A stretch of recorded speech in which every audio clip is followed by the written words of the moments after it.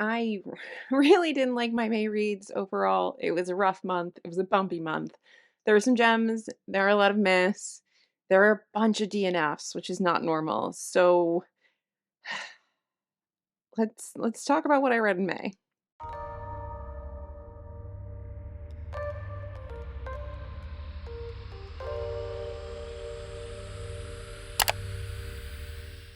Hello, book friends. Welcome back to the channel. Hello, if you're new. It is the time of the month where we go through everything I read in the previous month. It is the wrap up. It is the ubiquitous booktube video of what the hell did I read. So let's talk about everything I read in May. I did not enjoy it. It was fine, but I didn't enjoy myself. So let's talk about all the books that were sort of meh or just completely unenjoyable in May. It is dark and dreary out. I am working my lights hard to make this work. Let's go. Jumping right into my Storygraph stats. In the month of May, I read 19 books, which was 6,281 pages, which is a lot of books, but not a lot for me. I'm surprised I got through as many as I did, though, given how just disgruntled I kind of was throughout the entire month of May. My moods were kind of normal. Reflective, I think, is a new thing in there, but dark, tense, and emotional are kind of normal. And then again, lighthearted is rarely ever on this list. What is wrong with me? We don't know. Pacing is pretty much always the same, but this month I seem to be more like across the board. It seems to be more evenly distributed. Weird. Page count, we read a lot of like middle of the road books, 300 to 500 pages, not a lot of smaller ones. Or sorry, not a lot of big chunky books, a few smaller things. It was all over the place this month, I swear. I don't know what happened in May. Fiction and nonfiction. I did read a little nonfiction, but as always, it's mostly fiction. Look at that short genre list that I have here. Literary, LGBTQ, fantasy classics, horror, historical, weirdly, right up at the top, and then it sort of goes down by there. I always love to see queer books in my list. Overall, I guess my ratings were fine. It's 3.76, but that's really because I read a few 4.5, 5-star reads that really pulled it up. But I feel like I don't even know if these numbers really reflect how I truly feel about things, because in my gut, it felt like a really bad reading month. And then when I went through my compile numbers and my spreadsheet and I put everything into Storygraph, it looks better than it felt. But in my heart, it was a bad reading month. Like I just didn't enjoy things as consistently. I felt like I was up and down all month. So let's go into the books that I read and we can do like a quick overview of how I felt about them. And we can talk about the 3 books that I DNF'd and why I DNF'd them, because they are not in these numbers. And yeah, away we go. So we're going to start here with Hester, which is has its own review on the channel, so I won't say a lot about it other than I did really enjoy this. It was surprising to me. I was sort of hesitant on whether or not I was going to like this. It's the story of the woman who maybe could have influenced or inspired Hester Prynne in Hawthorne's The Scarlet Letter. It's an interesting story. It opened my eyes to maybe like how interesting Hawthorne possibly was as an author. I mean, he comes off as kind of like a fuck boy, and I'm like, it's just funny to think of him as that. So surprisingly good. I did kind of enjoy this one. Now, Trespasses by Louise Kennedy. This is a Woman's Prize shortlisted book. I did not enjoy this. I found it too quiet, too like mundane, too slow, too lackluster. And we've talked about this a bunch amongst my friends because some people really enjoyed it and others of us just found it really boring. And I think the arguments that the reason why having this book set in the time period of the Troubles in Northern Ireland and how it feels like you could have made it more like you could have done more. It could have had more oomph. It could have had more impact. And kind of why it wasn't done that way was maybe to show how commonplace and mundane and like just used to everything the people became about all the violence and everything that was going on at this time period, and that the twist is kind of like the shocking thing that like brings this mundane commonplace stuff to the forefront, and so that our main characters have to like think about it, and it doesn't just become part of the background. But I think the problem is that Louise Kennedy did too good a job making it mundane and commonplace to the point where I wasn't even interested in it.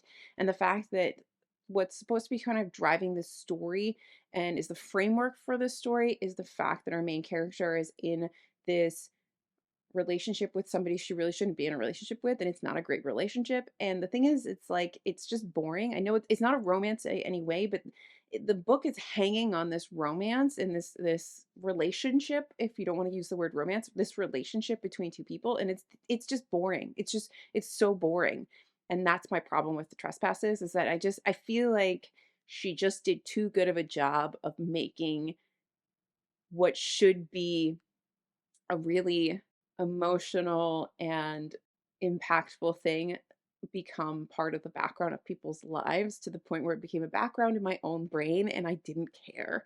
Oh, the salt grows heavy.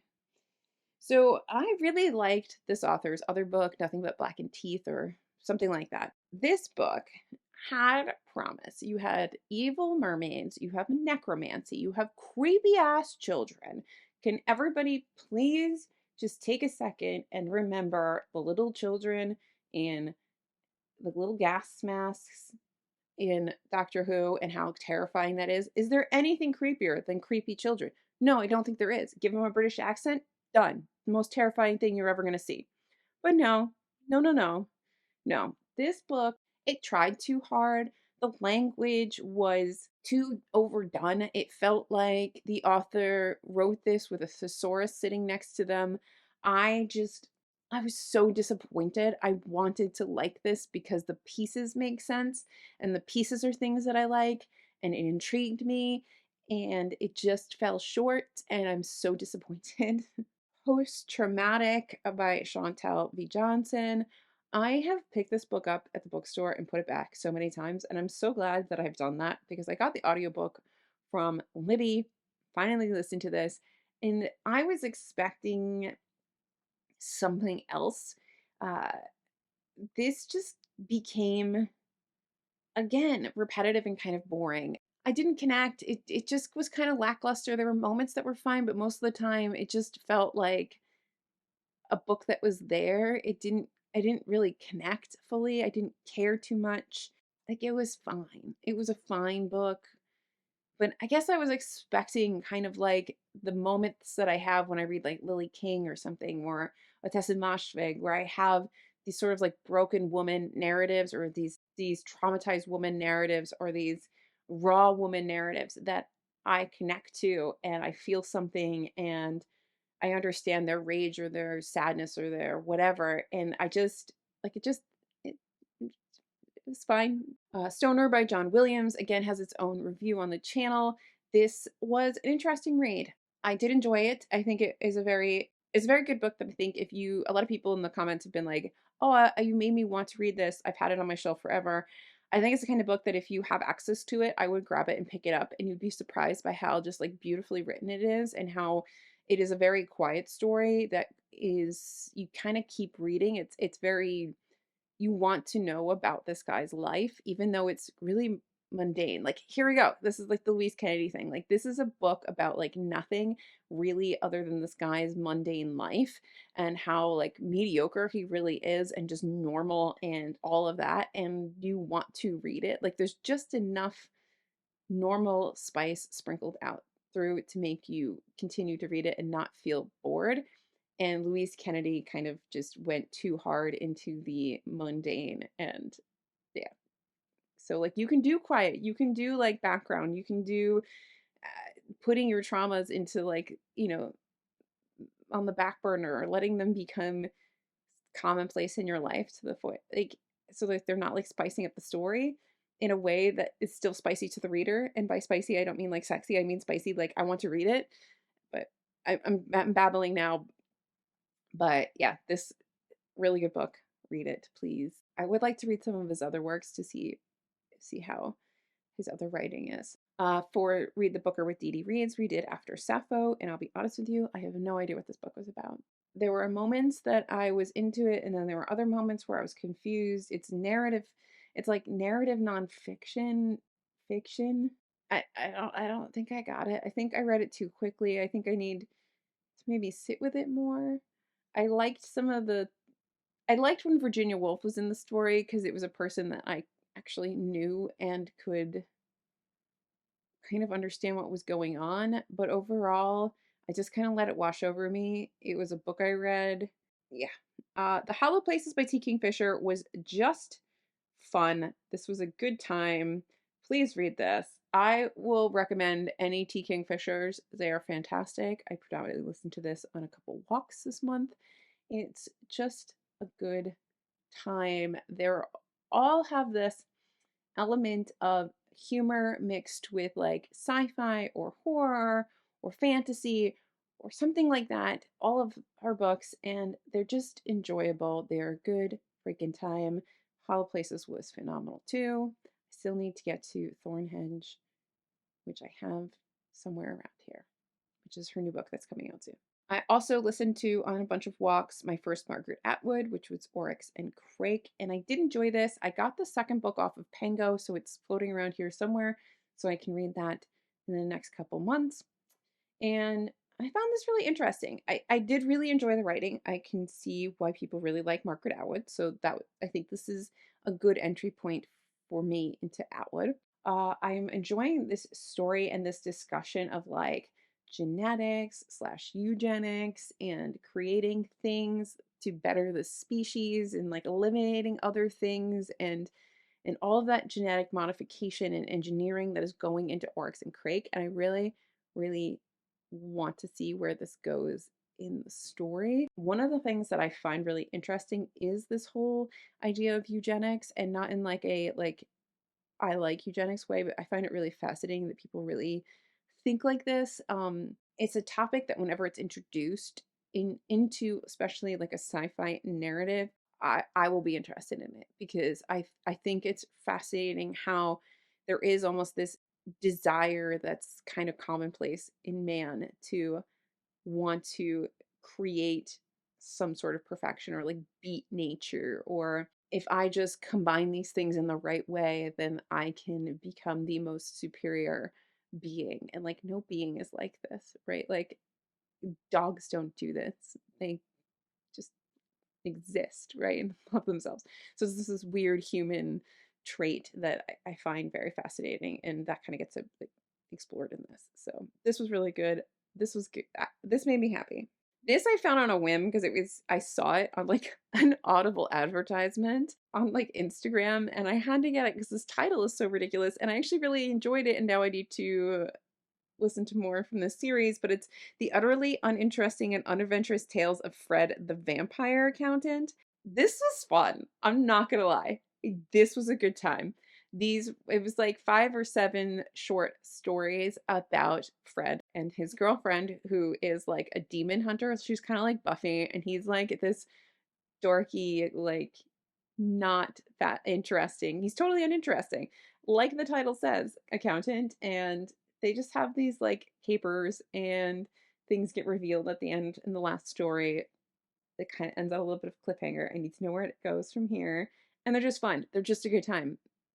They're literally a good time. I don't know what else to tell you. My first DNF here is The Terraformers by Annalee Newitz. I've seen a lot of people really love this book, and I was really happy when I went into the reviews and saw that there are people who also felt the same way I did. This is eco sci-fi. There's a lot of discussion about like colonialism and things we do to the land and all of that. And there's a lot of animal like androidy kind of like sidekicks, and there's the potential for this to be this really good, very interesting sci-fi for Alyssa. However, the execution was, for me, in my humble opinion, abysmal because it read like the topics and the discussion and some of the things that were happening on the page were very adult, and the writing was so very juvenile to the point where I felt like I was reading a middle grade, and I don't particularly like middle grade because that voice, I find it irritating. I can't read like that. I know other people find it enjoyable, but for me, for whatever reason, I don't connect with most middle grade. So it read just so juvenile to the point where it irritated me. The talking animals were not the kind of talking animals that like I'm okay with. I couldn't do it. I couldn't do it. I live one life, and so I DNF'd this. Yellowface, phenomenal. I don't care about the people who didn't like it. I loved it, and there's a review on the channel. My next DNF is The Red Balcony by Jonathan Wilson. So this book, in the first like 75 pages, you have a murder, you have sex, and you're like in Palestine, and there's like lots of religious conflict, and still somehow it was boring. How I didn't like it. I couldn't do it. It's done. Moved on with my life. I picked up Pinata. This was very interesting, very fun. You have these spirit demons that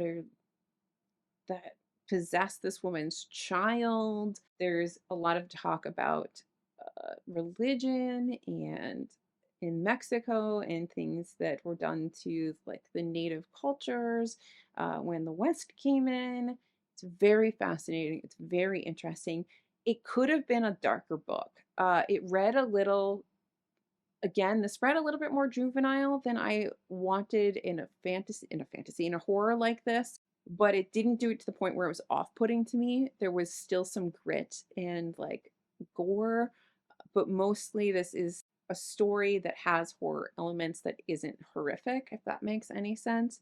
And I feel like this is the kind of book that a lot of people could read. It's not terribly unsettling, but it's got a little bit of something. But I would love to have seen this turned up a few notches and just really messed up for those of us who are a little bit dead inside, like me. Again, I DNF'd a book. I went through like a week where all I did was DNF books. I swear to freaking God. Uh, I DNF'd Natalie Haynes's Stoneblind because I really didn't care. I really thought this was going to be a story that was really like from the point of view of Medusa and the story about Medusa. And I guess it is a story about Medusa. I got about like halfway through, but Medusa doesn't spend that much time on the page. It's like all the other pantheon of characters that get most of the page time. And I really wanted a story that was from Medusa. I wanted Medusa talking and doing things, and perhaps she does at the end, but like I really wanted a story that was all Medusa. So if there is a book that is very good, that is Medusa based, that is really just Medusa telling her story. How many times can I say Medusa? I don't know. I would love to know what that book is, so please tell me in the comments. I read Scorched Grace by Margot Duhaney.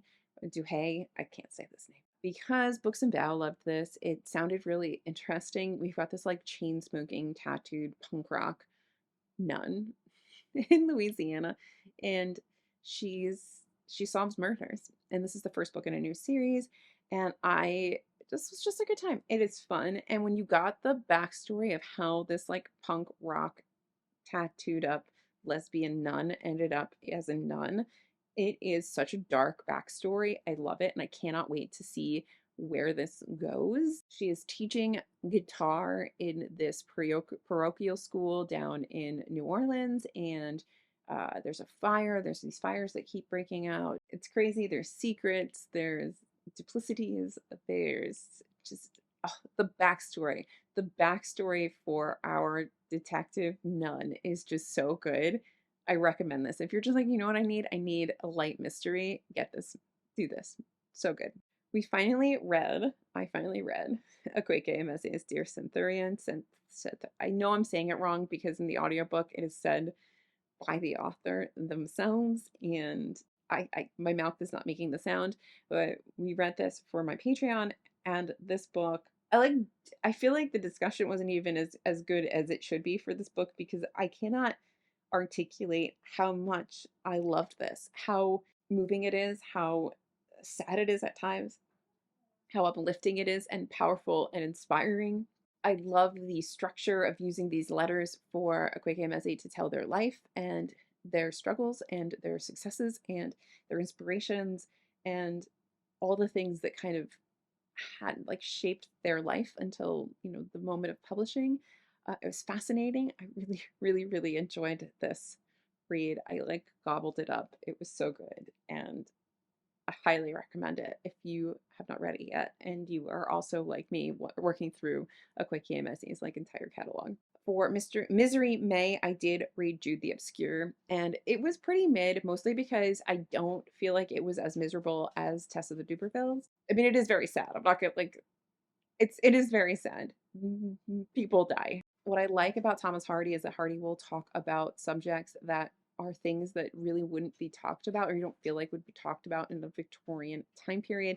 The discussion on marriage and what does marriage mean and like love and relationships and do you really need a legal process to sanction your marriage? Why does society care so much about marriage? It feels very like ahead of its time and there's moments in there where the characters even say they're like you think in like in so many years this isn't even going to be, I bet you times will change basically, and they have.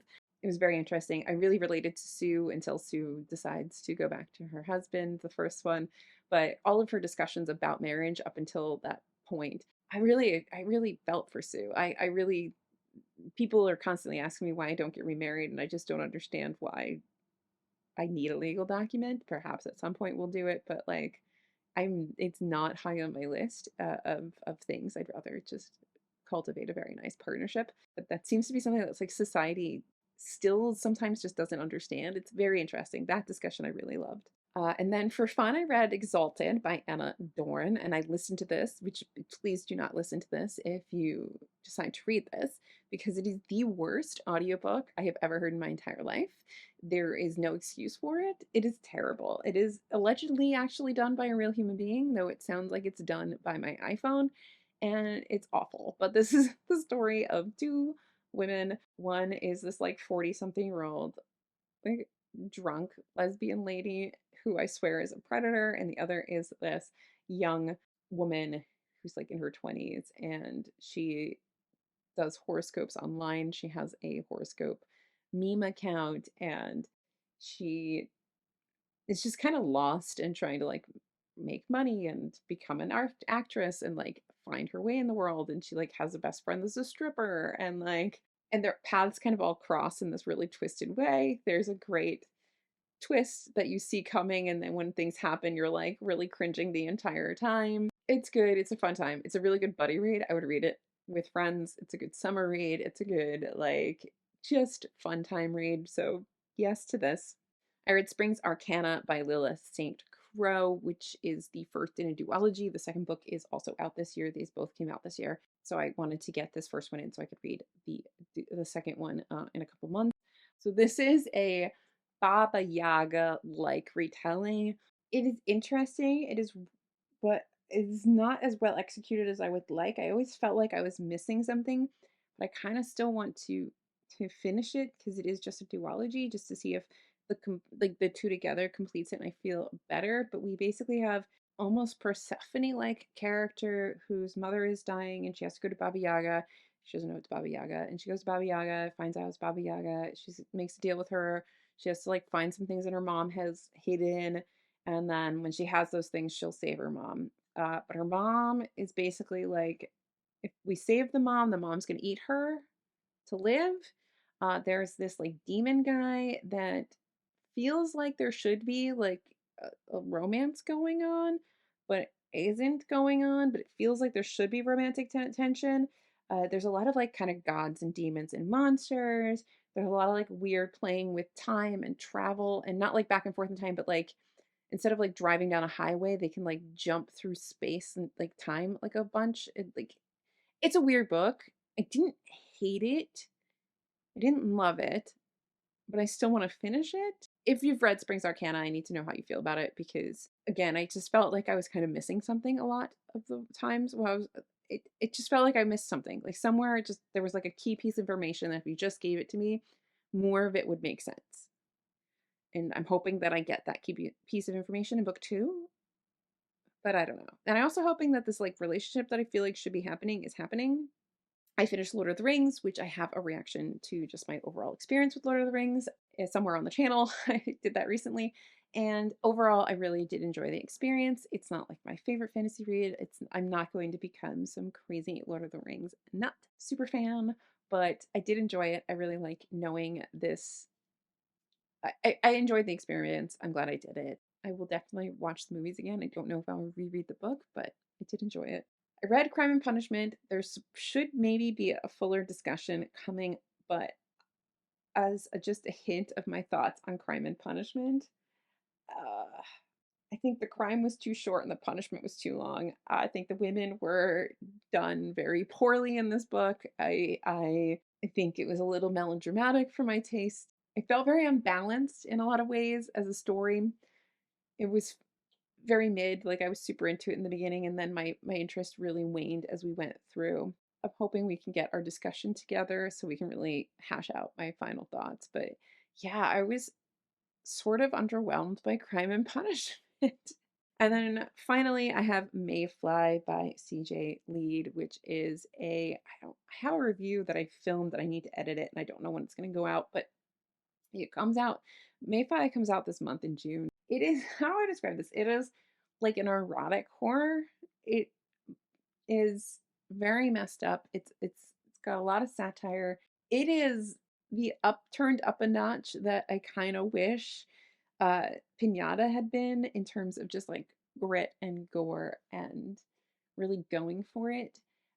It combines some things that I love, like hockey romance and horror, which is a weird combination. I feel like it's the kind of book that I shouldn't love, but I really do. This was a good time. It's a very specific reader who's going to like this. I am that specific reader. CJ Lead is going to ruin some things for you. I don't know how to recommend this book or not recommend this book, but I would check out some other reviews. Maybe check out my fuller review once I post it. Look at some things online, skim the back, see if you like it, and know that if you don't like violence and body horror, not to read this book. But if you enjoy those things, I think that this was great. I loved this book. It surprised me. There's a lot of like feminine rage. There's a lot of like discussion of feeling like an outsider, feeling different, and what you do if you actually find somebody who accepts you for who you are. And our main character kind of makes two different choices um, in her life, and they're interesting. It is quite a book. So that is everything that I read in May. As you can see, I feel like my reading experience was really all over the map. It was like lots of highs and lots of lows and a few in betweens. So I just am hoping that June is a better month. As you saw in my TBR video, I really tried to build a TBR that was just filled with things that I know I'm gonna like and love, in hopes that that works and I get to finally have a good reading month. Again, I usually have a good reading month. I rarely ever DNF like this. I rarely ever feel like this when I'm done reading. There's usually a couple duds, but I really enjoy most of the books that I read, and I just didn't feel like that this month, which was kind of depressing. But we're going to turn it around in June. Anyway, thank you for watching. Like and subscribe, and I will see you in my next video, whatever it may be, because it's my channel and I can do whatever I want. Bye. So just sit with me, talking to the night until the morning, building chemistry. I don't think I ever wanna go come closer next to me. Trying to find another way to say this, but I think we were meant